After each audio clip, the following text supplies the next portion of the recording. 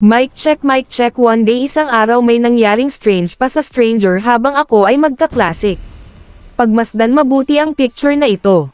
Kung napansin nyo hindi natuloy ang match dahil hindi nag-enter ang isa sa kabalan. Another one. Next matchmaking andito na naman si Idolo. As expected hindi na naman natuloy ang match dahil may hindi na naman nag-enter. Another one. Nani? Huh? Oh, hell no! Another one. At dito sa pang-apat na matchmaking mabuti naman sa wakas wala na si Idolo. Akala ko talaga wala nang katapusang finding match ang sasapitin ko. Shoutout sa iyo idol, mabuhay ka hanggat gusto mo. Gusto ko lang naman mag-classic dahil may naisip akong build kay Layla. Out of curiosity lang naman, what if naka-mage build siya? Ano kaya magiging damage siya sa mga kabalan?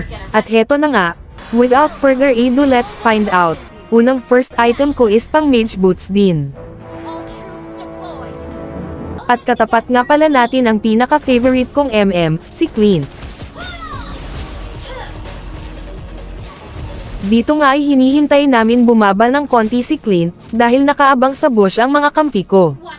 Ang kaso malakas ata ang instinct ni Idolo at mukhang alam niyang may mga kampi ako sa bush.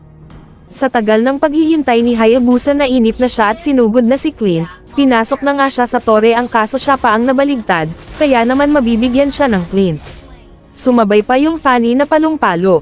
Muntik pa nga akong mabigyan ang kaso level 4 na yung Clint kaya naman nabigyan din ako. Wala pang 3 minutes 5-1 na ang score. Dito palang alam na natin kung anong kahihinatnan ng laro. Buti na lang talaga sa classic ko na isipan gawin ito, kung sa RG ko ito sinubukan malamang sa alamang Katekot takot na trash talk at report ang aabutin ko. Yung Fanny dito palong-palo, gusto ko lang naman testingin yung damage ko sa mga minions.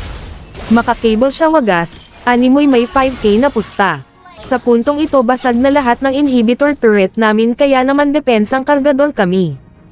Hindi talaga mapigilan ang mga kabalan at gusto na nilang tapusin, na boring na ata sila dahil wala kaming ka-thrill-thrill. Kaya naman yung Fanny nagpaduyan-duyan na at pinakitaan kami ng mala 96 cable na galawan.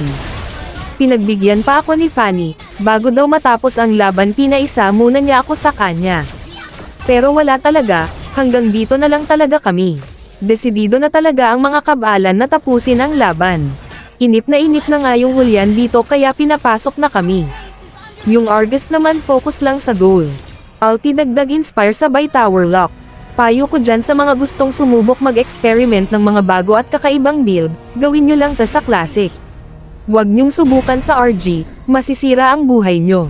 Huwag mong subukan, masisira ang buhay mo.